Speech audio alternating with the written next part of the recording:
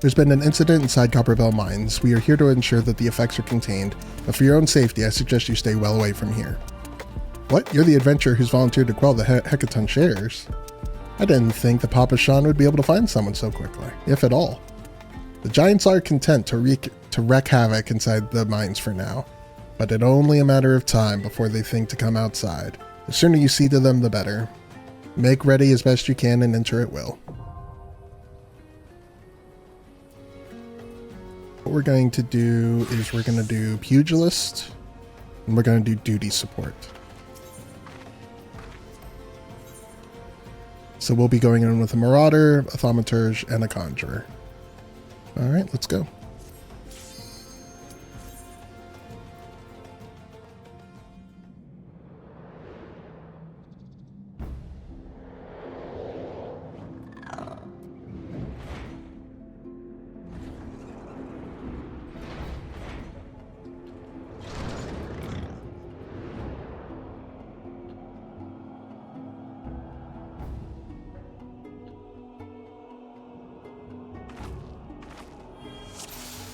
All right.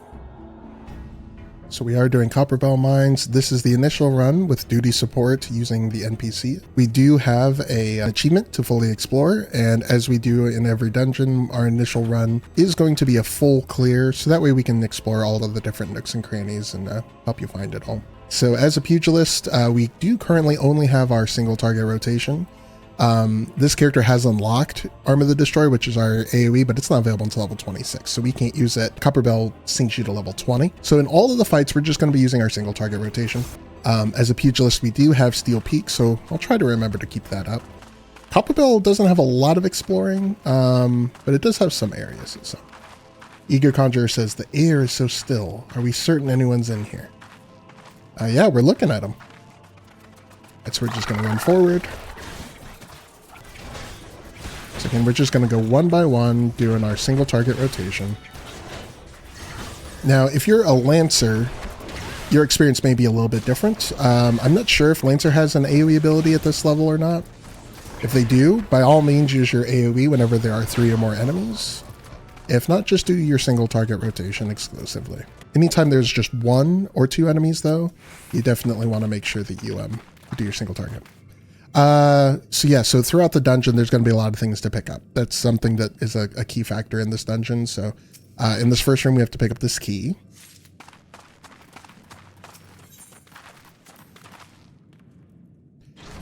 Which makes sense because this blasting door is like, it's our first line of defense. We're trying to keep all the giants out because we don't want them to go and take over.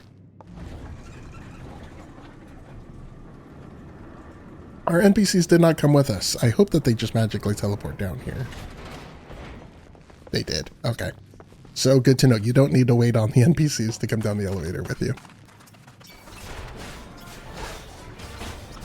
As a monk, we do have that positional requirement on our 3rd button, which is Snap Punch, that we need to be on the flank. So we're just making a point of always staying on the flank.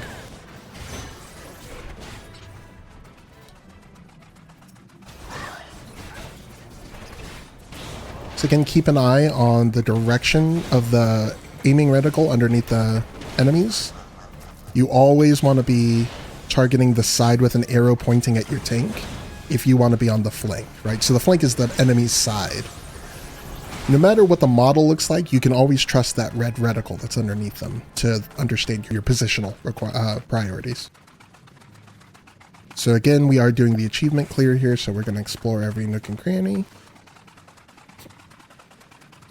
In Duty Finder with other human beings, you will skip a lot of these like extra little rooms.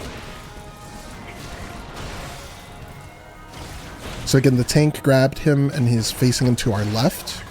So we know we're safe right here to be on his flank like this.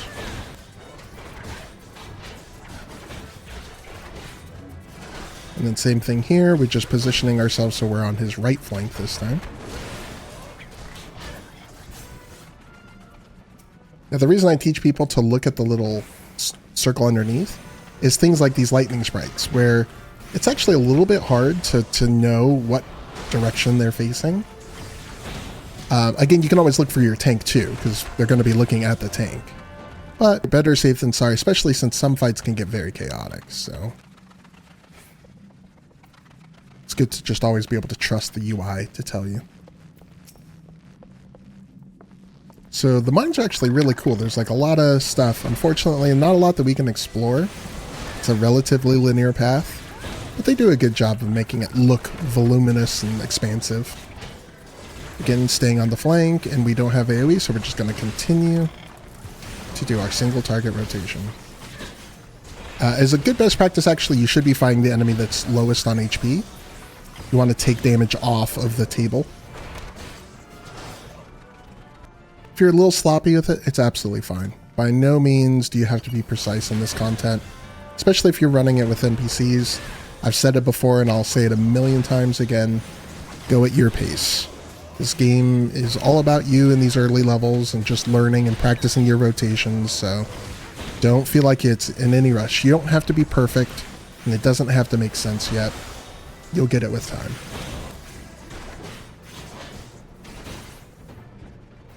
Alright, so we run along this catwalk here. Actually, I think they may have changed some stuff since it's been a while since I've been in here. If you are comfortable to weave in those stuns, by all means do so. My stun is leg sweep over here on my right hand side. It can help your tank take less damage, and it can also be used to interrupt casting. There's not really a lot of casters in here, but it can be done. Alright, so we need to power the blasting device, and that requires 2 pieces of fire sand. So there's one right here, and then there's one up here.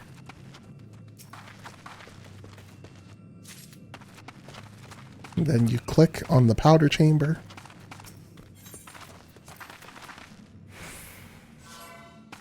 And then we click the blasting device. And again, this is more or less a tutorial. There will be a slightly more confusing portion of this later.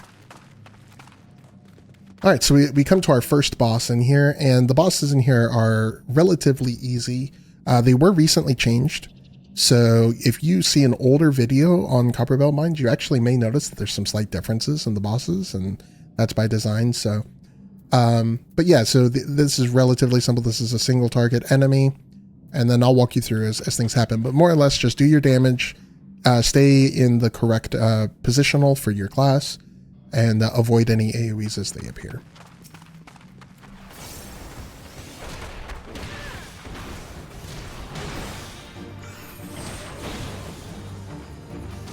We don't have to worry about that icon. That icon is for a tank buster, which means the enemy is attacking the tank very hard.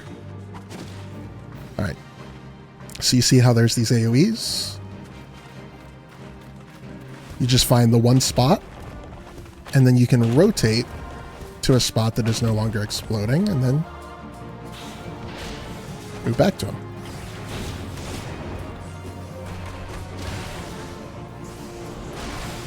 I know it can be a little bit scary. This is the first fight, the first dungeon that has such large AoEs like that. It's very easy to freak out. Again, I do recommend playing relatively zoomed out. You see how far back I'm zoomed out. And just very calmly and casually make sure that you move out of the range. And then as soon as the orange circle goes away, you are safe to move. Even if the animation is still playing, it's the orange zone. That's what triggers the damage. So you just need to get out of the orange zone. Alright, so he's going to cast Catapult on me, which just does damage to me. He's doing another Tank Buster. Again, this is the Tank Buster icon. You will see it over and over throughout the game. If you aren't a tank and you're not a healer, you don't have to worry about it. But it is good to know that that means a Tank Buster. That means the tank is about to take a big amount of damage. So we click the treasure coffer. We get this tiny key. And then we open this blasting door. So again, we're working our way through the mines little by little. It's kind of the theme here. Now the mines do have a couple of like sneaky areas, and this is the first one, right? And it's that if we look behind us here, there's a treasure chest. Many people have played this game for years and years and years and never knew that this treasure chest is here. Because most people, when you're coming around this corner and you're following the tracks, it just looks like you go forward, just like this.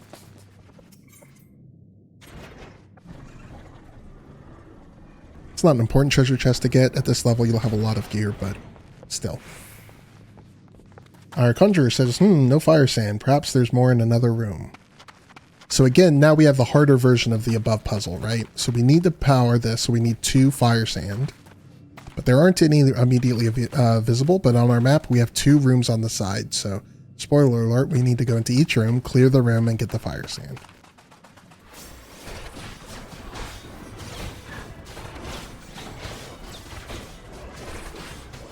Just take things nice and slowly. Position yourself in a good spot and practice those rotations. As Monk, it is very consistently 1, 2, 3, 1, 5, 3. With my layout, the way I've got my layout set up. So 1, 2, 3, 1, 5, 3. 1, 2, 3, 1, 5, 3. Over and over. Here's our first fire sand. Now we do see that one of these enemies is a blasting cap, which is a bomb enemy. They do explode and they do big damage. There's a couple of things to be mindful. I recommend just killing them first. If they do start exploding and you think you're not going to be able to kill them in time, you can attempt to stun them, and that can buy you a little bit more time. Alternatively, you can just let them explode and run away from them. So again, just by focusing them down, they go down relatively quick. And they do drop the fire sands. So we'll get our second fire sand. And there is a treasure coffer in this little room here. It's a little less hidden. Some people do still skip it though. A lot of times when you're running in Duty Finder, the tank will grab both rooms at the same time, and then they will tank them here in this middle room, just so that you can kill them all at once. But again, when you're coming through with NPCs, you go at your pace. Whatever makes you feel most comfortable.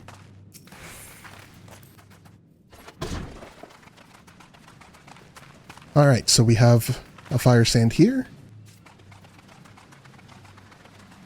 And then we've got this boss. Our egothometer says, by the 12, what is that? This is why I like running through with the duty support one time, is to get these little quips. You just get the little reactions of people, and it allows you to like immerse yourself in the dungeon, which I recommend. This game is very immersive if you allow it to be, if you give yourself just a little bit to it. And it's very cool. It's very awesome. I like this room. I like that there's this underground, it looks like a gold sifting operation that's going on here. It's just very cool. So for this boss, this can get a little bit chaotic. And again, if you're watching a video, this dungeon was very heavily remade. So this gets a little bit chaotic, but I'll just run through it. But effectively, these bosses, these globule enemies, very commonly throughout the game, they will split into smaller and smaller versions of themselves. It's kind of their shtick. So just watch through it, do your single target rotation, avoid your AoEs, and then we'll walk through it. So again, just watch out for that AoE. Make sure we are doing our damage on the side, on the flank. Again, our tank is taking a tank buster, so this is the dungeon that is teaching us about tank busters. Alright, so he's dividing right now.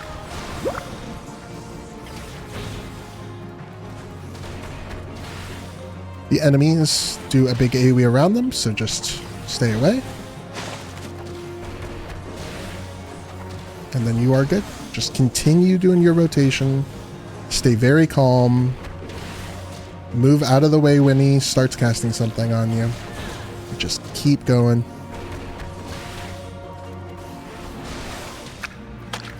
Alright, so we know that this thing's going to explode near us, right? So we're just going to preemptively move. Staying on the flank as much as we can. Alright, he's going to divide one last time here. Alright, so we know we're safe, but the tank isn't. So we're just curious where the tank's going to move.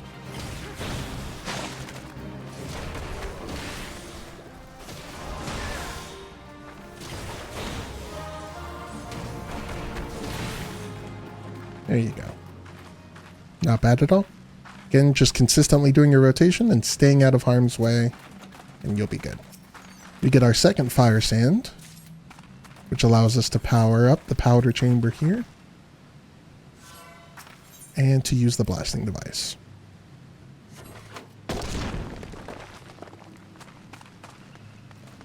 Alright, we are now in the deepest portion of the Copperbell Mines.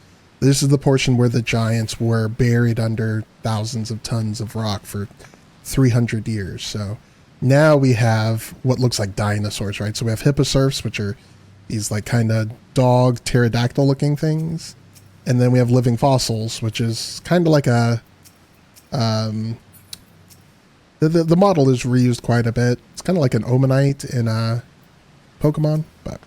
So yeah, we're going to clear all of these. Be cautious. You don't want to fall down too much and do anything too crazy. Then on Monk, we're just going to do our single target rotation. Just be mindful for any AoEs that are cast.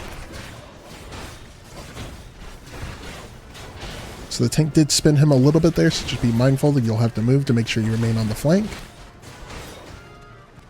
Now there's this group right here in the middle. So this is teaching us about cramped spaces. You can still get on his flank here. I am attacking from his flank. It's a little hard to see it, but...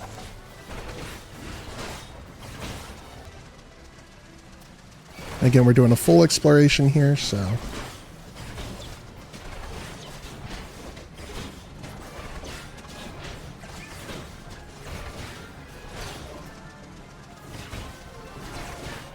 Slow and steady. Going at your pace.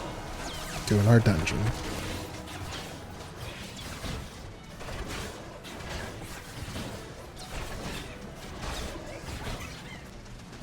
There is this little area here. I don't think... Oh, there we go. So there's this like treasure chest. It's kind of hard to see. There's a waterfall. Nothing really to explore there, but it's cool looking. And underground rivers are cool. At least I think they're cool. Your mileage may vary. Alright, so now we've got a cool fight where another giant just breaks through the wall and runs in after us.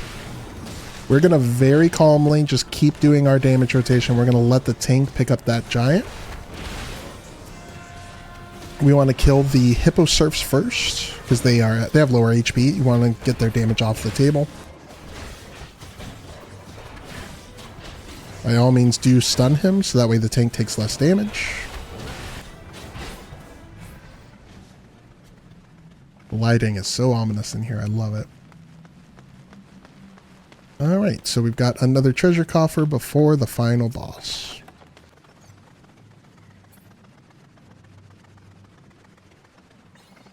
There's the achievement. We've fully mapped the Copperbell Mines. Slaves no more! Free! Free!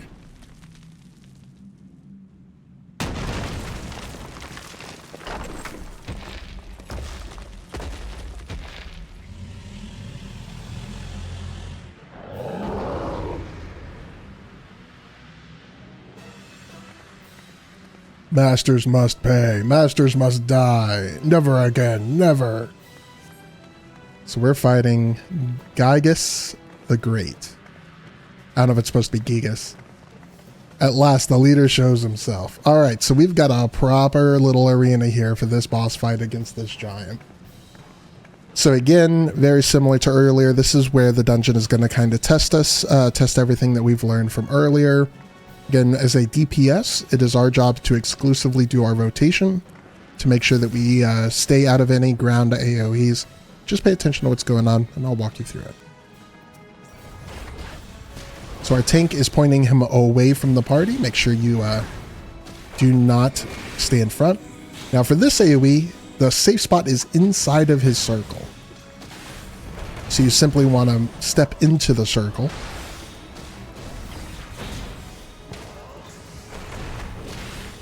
Now his AoE is spreading outside of the circle. So again, just testing things that we learned earlier.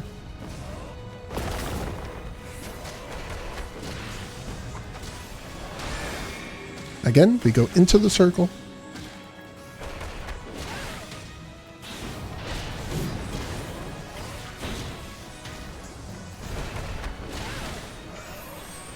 We've got a tank buster. Again, we've learned what that icon means, so we know the tank is about to take a very big hit.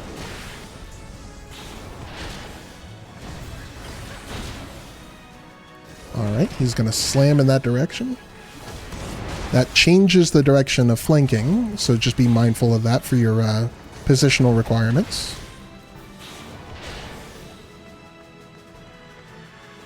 Just find a safe spot that is not in the orange and just be patient.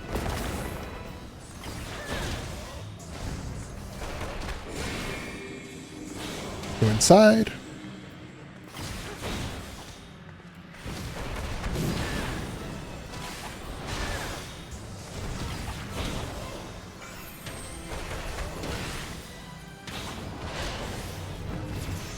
And that is Copperbell Mines. We have put down the giant uprising.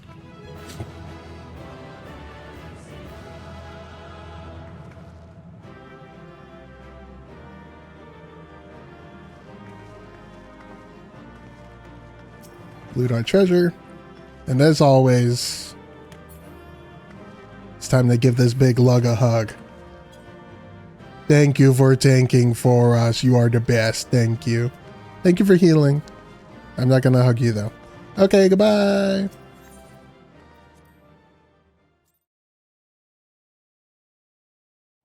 Copperbell Mines on tank, particularly as Gladiator, it's mostly just about the flow of the dungeon and learning how to avoid the AoEs. The big thing with Copperbell Mines, particularly ever since they updated it sometime in the last year and a half. The new Copperbell Mines is all about teaching new players about avoiding AoEs and a more advanced AoE structure, and then in addition tank busters as well. It's the first dungeon that introduces a tank buster, so that's what we're going to be learning in the guide for tank. I'm going to teach you when to time your defensive cooldowns for your tank buster, and in general just kind of how to walk through the dungeon. All right. So, starting obviously with Iron Will, our tank stance, we always need to start with that. Doing our shield lob combos to start. This initial pull is just these three. And then we're going to do our AoE rotation here.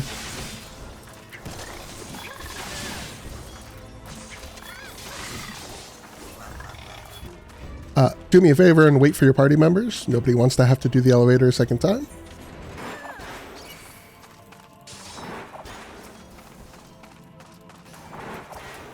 So again, we're going to gather up two groups. Oh, I forgot that these have it's one of the few dungeons in the entire game where they have aggro ranges that they won't leave. Okay, so as a tank, always lead the way in here. There's a couple of places where enemies will pop out. This is one of them. This wall is going to break, and we're going to get an enemy here. We're just going to hit with our AoE, and then we're also going to pull this lightning sprite.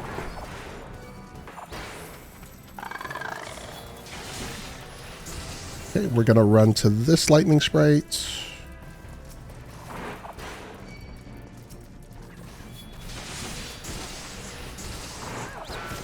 I am going to use a cooldown here.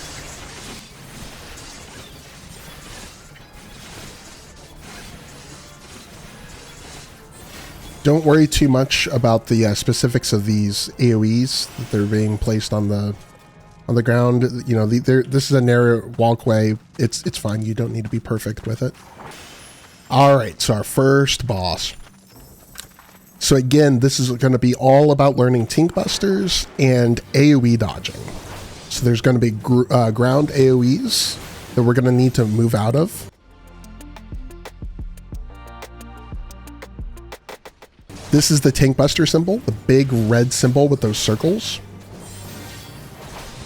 That means you're about to take a very big hit. So when you see that, always use a defensive cooldown, always. So you need to save one defensive cooldown at all times until you really learn exactly when, you know, you can and can't save, you know, or when you might need one. So in that case, I used Reprisal on him, but Rampart would have worked just as well. And then that big AoE, so just be mindful that you want to learn or see the order that the circles appear, because that is also the order that the circles are going to explode in. And you just want to not be in one of the circles when it explodes. Ooh, skin of my teeth, I made the elevator there. Skin of my teeth. All right, so we're going to wait for our party members to cross the threshold, and then we're going to pull the boss. For this boss, again, we're learning AoEs. That's the name of the game in Copperbell. So he has a mechanic where he does these ranged AoEs on the ground, so just don't stand in those. But then he's also going to split into a bunch of babies here. It's called Divide. There it goes. And there's going to be an AoE around, yeah, you see how each one gets a little AoE? So you just tank him away from his divided little babies.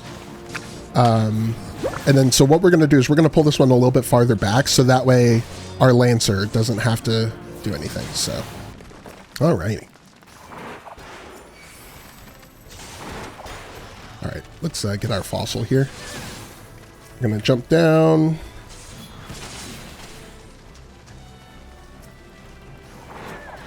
So we're doing a triple pull here.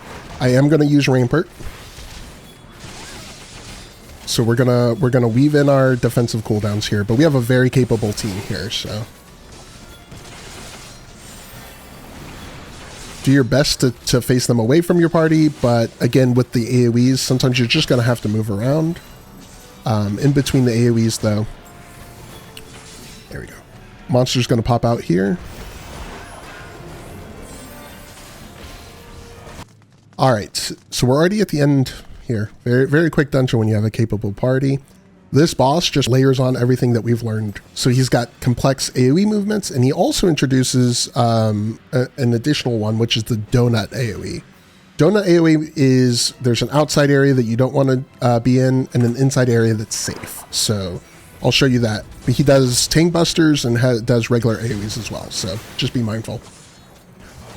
We do have Reprisal that we're going to save.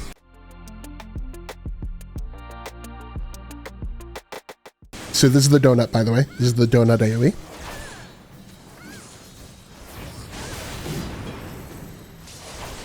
But we are saving one of our defensive cooldowns for the tank buster. All right. So again, just pay attention to what the safe region is. It is imperative that you always dodge your AoEs, no matter what. That is your highest priority thing to do. Another donut. Our DPS is really good. He may not even do his tank buster. Okay, well, here it is. Okay, so I used Reprisal for it, so he'll do 10% less damage. And we killed him anyway, so there you go. Thank you for healing us. Thank you, healer. So again, I know that went really quick, but the important thing is just learning those AoE placements, AoE rotations, with the donuts versus the ground AoEs that you have to dodge out of, and tank busters. So if you can take those two things away as a tank, you're going to be very effective. And you're going to see those mechanics very heavily as you continue to progress through the story. So every future dungeon is going to continue to layer things on, but really at its core, it's dodging out of those ground targeted AoEs and having a defensive cooldown available for your tank buster. And just controlling the pace of and flow of the dungeon as you're going and pulling. So that's it. That's a Copperbell on tank.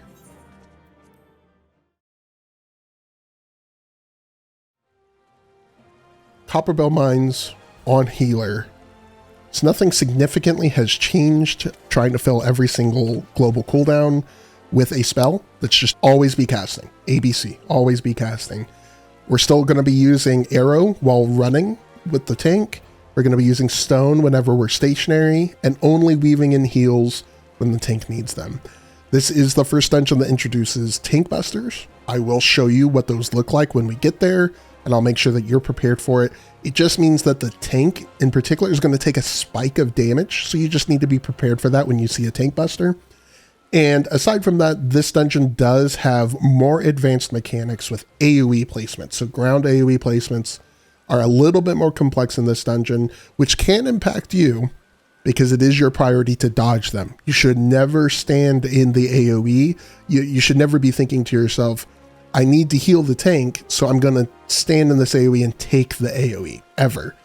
It's that moving out of the AoE is always first priority, and then healing people and doing damage is secondary to that. So I will show you all of that in the upcoming footage. I'll call things out as we get to it. All right, so again, we're going to run. We're going to keep up with our tank. We're going to throw arrows up, and then we're watching our tank's HP. He's not taking a lot of damage, so we're just going to keep doing spells. Now, in most cases, as a healer, you're going to be kind of behind. So make a point that if you see a thing on the ground, so like the key here, or there's a couple other places in this dungeon where you see stuff, just make sure you pick it up. A lot of times the tank and the DPS will have already ran forward so that they won't be picking it up. Now this dungeon does have some weird pull ranges where it's easy to accidentally reset an enemy, which we just did, so that enemy reset. But that's a-okay. Just kind of stand in between. I am watching over on the left-hand side. I'm watching our tank's HP, but again, he's absolutely fine. Our tank's HP, if you didn't watch my other guides, something you'll hear me say a lot, our tank's HP is a resource for the party. We only lose if it gets to 0. We do not need to keep it at 100%. So a lot of the nuance of healing is learning how to read how fast your tank is losing their HP and reading the scenario, seeing what's going on in front of you and making an educated tactical decision. So because we can tell that our tank is just not taking that much damage, we're not going to worry about keeping him topped up during combat. In between combat, you are good to top them off, but first boss, this boss does involve a tank buster. I'll freeze frame and I'll show you what that looks like when it comes up. And also ground the AoEs that you need to dodge out of. That's the tank buster.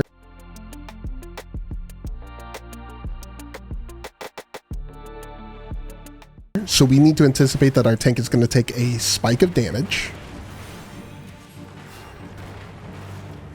which he did take. Okay, here we go. Here's the AoEs.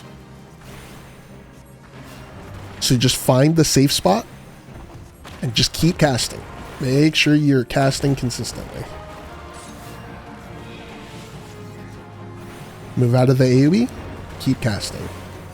Again, this dungeon is going to teach you a little bit more advanced mechanics on those ground AoEs. They are a little bit more complex. Now, even though our tank did take a big hit, I don't know if you've been noticing, but I haven't healed our tank one time. And that's because we are doing damage, which is helping us kill the boss faster. And our tank appropriately used one of their defensive cooldowns for their tank buster, so they didn't take much damage. There you go. So this is more of a mechanical fight. We didn't have to heal at all during that entire fight.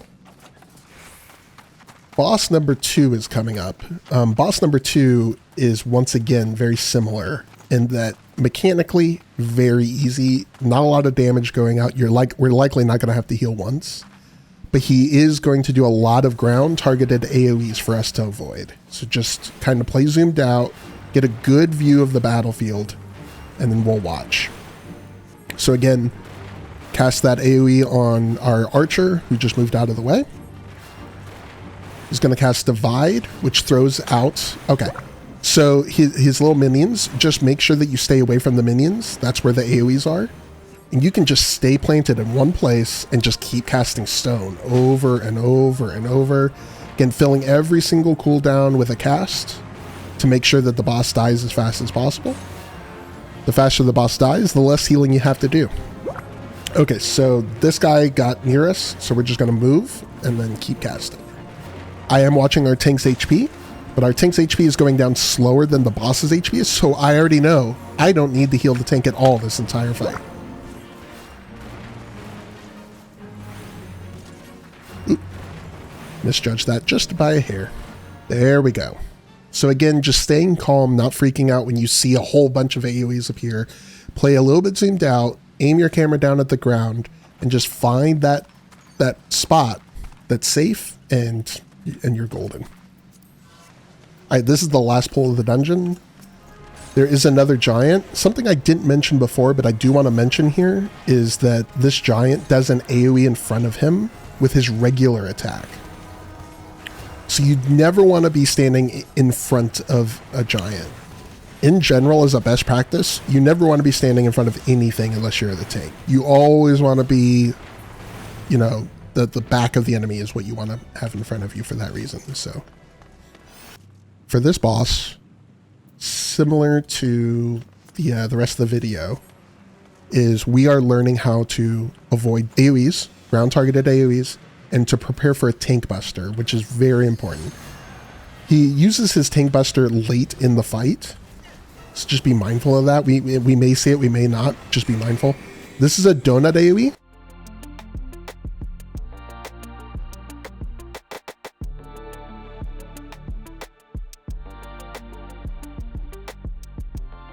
So you need to be in the middle. The middle is the safe spot. But this boss also does a AoE around himself, so just be mindful. So you see when he moves here, there we go. Again, just calmly find the safe spot before you continue back up with your casting.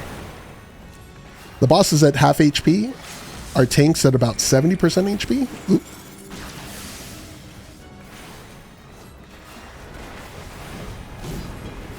So we know that we're not going to have to heal our tank here. Okay, there's the tank buster. So again, same symbol as before. We know the tank's about to take a big hit of damage whenever there's a tank buster, which he did get chunked. But again, luckily, because we're being very consistent with our damage, we're still outpacing our tank's HP. So we're good to just keep casting stone over and over and over. Well, of course, obviously, always give a commendation. Always. Commendations and hugs. Thank you for tanking for us, Ren. I appreciate you.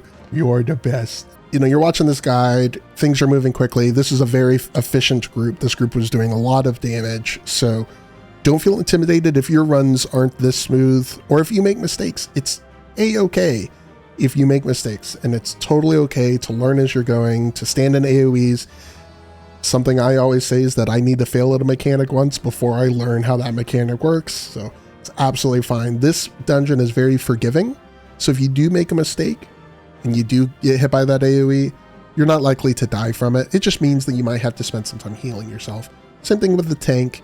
If the tank doesn't use their defensive cooldowns for those tank busters, those big red hits, and they take a lot more damage, then yeah, you might have to spend a cooldown or two healing them. Not every tank is going to be good at doing that. The tanks might be learning as well. So just be patient, go at your pace, practice this one, but Copperbell's a good one to learn those ground AoE. So consider yourself having succeeded in learning and really conquering this dungeon if you can get through a full run without being hit by any of those complicated ground targeting AoEs. Again, I hope this is helpful. That is Copperbell Mines on Healer. Copperbell Mines on Range DPS. In this case, we are going to be doing it as Archer. So similar to the previous videos, if you watch my guides on Tamtera and Sashtasha, at level 20, we don't have any significant new abilities. So similar to the previous two runs, we have kind of two modes of operating. We have a single target DPS, which is our left-hand side here, our heavy shot, straight shot, bloodletter, and then obviously venomous bite. And then on the right-hand side, I've got my AoE rotation, which is essentially just quick knock right now. And I still weave in bloodletters during the AoE rotation. So anytime we are fighting 3 or more enemies at once, we will be using quick knock exclusively. Once there's just 2 or 1 enemies remaining, then we'll switch to our single target rotation. Again, bloodletter, even though it's single target, this is off the global cooldown. So that means we can weave it in between our attacks. So that's why I have it on both sides. So that way, while I'm holding control and doing, you know, I hold control to do this side, I can easily weave it in. Same thing with Raging Strikes. So again, I have Raging Strikes on both sides of my bar because Raging Strikes is just a buff. We want to use it in AoE and we want to use it in single target as a physical range DPS because you can use your abilities while moving. So I do recommend using range DPS if you're having trouble with those. And then once you start getting more comfortable with the ground placements and learning the patterns, then doing something like a magical DPS or a healer is a little bit easier. That's what Copperbell Mines is going to be teaching us. There is an element to Copperbell Mines that is also introduced for tank busters. For this portion of the tutorial, we're not going to cover tank busters at all. If you are playing tank or playing healer though, that mechanic is important for you, so make sure you check out that part of the video. Again, we're fighting 3 enemies here, so we're going to spam quick knock. Once one of those enemies dies, we're going to switch to a single target. We don't get individual experience for these enemies. We only get experience when we actually finish a boss. In some instances, it is worth it to skip a pull. Keep up with your tank. Make sure you're casting while you're running. All right, this is 4 enemies, so we're going to switch to Quick Knock. Again, Quick Knock is a conal AoE, which means there's a big V where the damage is done. So just make sure that you put the bulk of the enemies in front of you. Most tanks are going to purposely arrange the enemies to group them together as much as they can, so that way your AoEs can hit as many things as possible. So notice I'm doing Quick Knock even while we're running. And basically the way the game works is it snapshots my position when I cast it, right? So when I click it, it sees who is in front of me at that moment. So even though we're running, as long as they were in that cone, then we're fine. Okay, for the first boss, again, as I mentioned earlier, we are just making a point of learning how to avoid the ground targeted AoEs. For this boss, you're going to do a single target rotation. Just be very consistent about landing all your abilities on every cooldown. You don't want to miss a cooldown, so every single 2.5 seconds. And these are these big ground target AoEs. So again, you just want to make sure that you are not standing in the AoE. You're not taking unnecessary damage. This is very forgiving.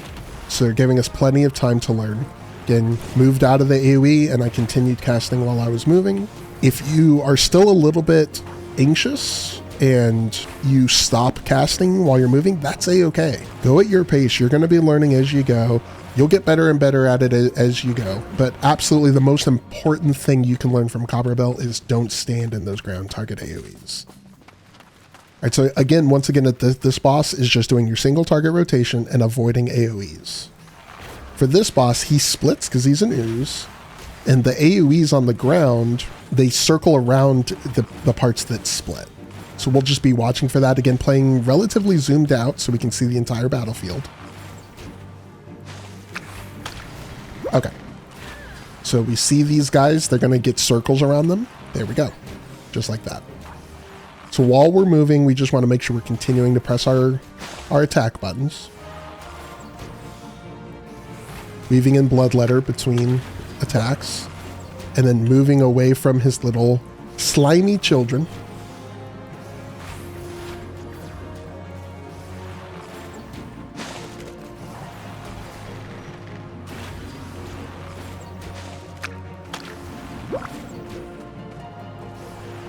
Again, very forgiving. This is just all about teaching you how to see and anticipate ground AoEs and to move out of them in time. Now this is one situation where the tank can do a very big pull. Which could, yes, okay, he is going to do it. Okay, excellent. So this pull, with having 2 ranged DPS where we have these conal AoEs, is amazing. So I am going to get a Venomous Bite on that giant. Be mindful that giants do a forward-facing cleave, so never stand in front of giants. It does not have a cone in front of it, but he will hit you if you're in front of him. You'll take damage, so just be mindful. If you notice, our machinist actually took a hit, so his HP went down a little bit. So, and now we are at the final boss. The final boss takes everything that we learned and just kind of adds it all together. So for us, it's going to be doing that single target rotation as consistently as we can while avoiding AoEs. He does introduce a donut AoE. So at the start of the fight, make sure you're not too far away.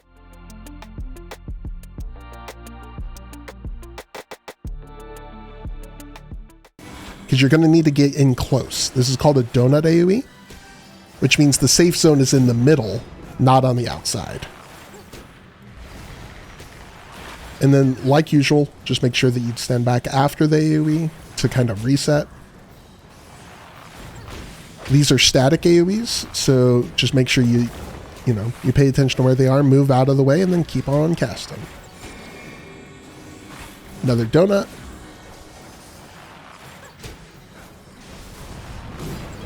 Then move back so that way you're not nearby if he starts doing the ground targeted ones again. And before you know it, he's dead. We're going to give it to our potato tank. That is Copperbell on range DPS. Not very difficult, especially after everything you've learned. And in many ways, it's actually easier than Tantera for some roles. But just stay calm, avoid those ground targeted AoEs, do your rotations, and you're in and out. Very quick run. So you got this. That is it for range DPS. Running Copperbell Mines on Thaumaturge, which is effectively Black Mage. This is going to be possibly the most difficult class. Copperbell Mines is going to be a little bit more difficult for you than Tamtara and Sastasha were. So if you're watching this guide and your first character is a caster, be mindful that most of the complexity of this upcoming dungeon is in the ground targeting AoEs and avoiding those AoEs. Is a class that has to stop to cast your abilities. We have these extended cast times. This can make this dungeon in particular feel a little bit chaotic and a little bit anxiety inducing is the way I'm going to put it. As you're going to see, and I'll show in each fight, and I'll kind of give you tips on the best placements, but there's going to be a lot of situations where we're going to have to cancel our casts to move out of AoEs. More than any other class, I want to really iterate it here for this part of the guide. It is never worth taking the damage, taking the hit from one of these AoEs that the enemies are doing to do more damage. It is not worth it. It's a very bad habit to have. Copperbell Mines is fine. You would get through Copperbell Mines if you did take the damage. Your healer would hate you, but you could do it. But later on in the game, you're going to run into situations where if you sat still and took the hit, you would either be one shot and die and you are doing 0 damage while you're dead, or there's other nasty debuffs that come along with it. Again, I don't want to go too much on a tangent here, but I cannot stress enough. No matter what the situation is, if there is a ground targeted AoE underneath you, I don't care how close your spell is to being finished, cancel your casting by just moving. Anytime you move, it's going to cancel your casting. But just immediately move out of the way. Zoom out, find the safe spot. Once that safe spot is found, calmly reorient yourself and start casting again. If that means you miss a couple of casts, that's fine. That's a part of the nuance of learning the Magical DPS class. Magical DPS, more than any other role, has to be very specific about their placement during fights, so that way you have to move as little as possible to do your casting. But that is under the pretense that you are still dodging those AoEs. You are not taking damage from them. You aren't taking the effects from them. That's your number one priority above doing damage. So for this dungeon, you do want to stay near your tank. There are several pulls that will reset if the tank pulls them too far. So don't get caught staying back, because if the pull resets, you're going to be the one taking damage. So you see those enemies, they just reset, so they're running back. This is what I'm talking about. This dungeon is a little rough as a caster. You're just going to be casting Scathe while running quite a bit.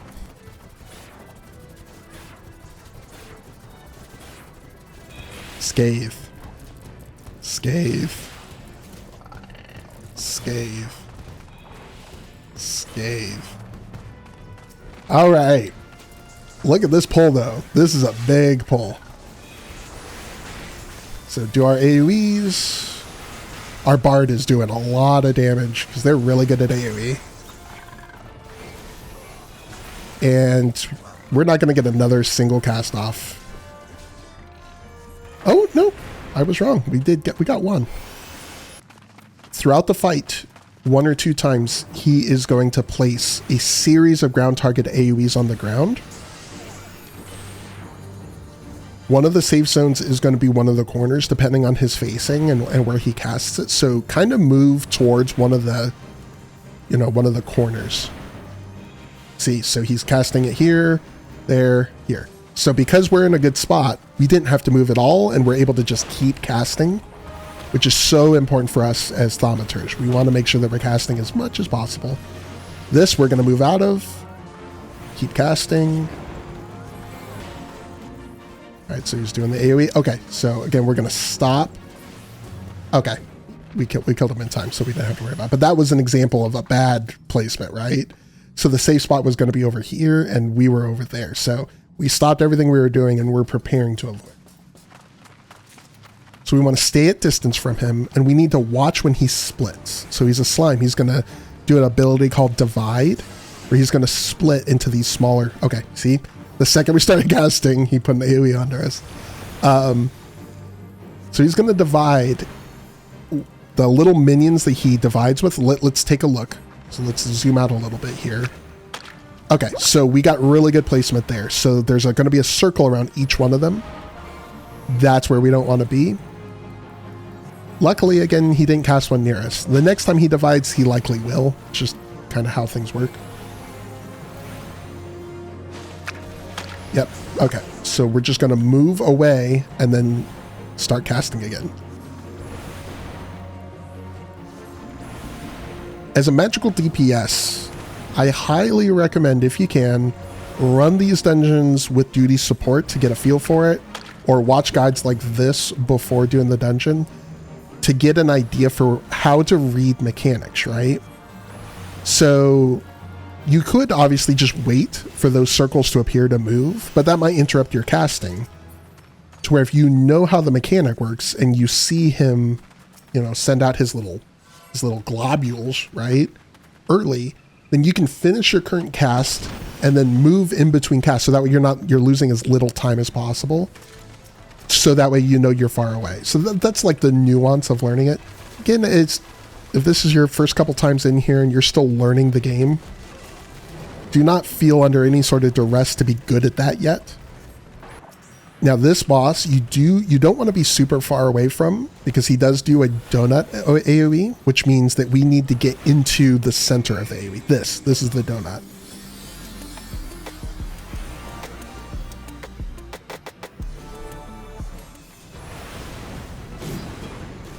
If you're a class that has a damage over time ability, like Thaumaturge has Thunder, make sure your Thunder does stay up. Okay, so this is, again, a two-part AoE. Stop your casting, move out of it, and then keep casting. It's going to do another donut AoE, so move up, cast Thunder again.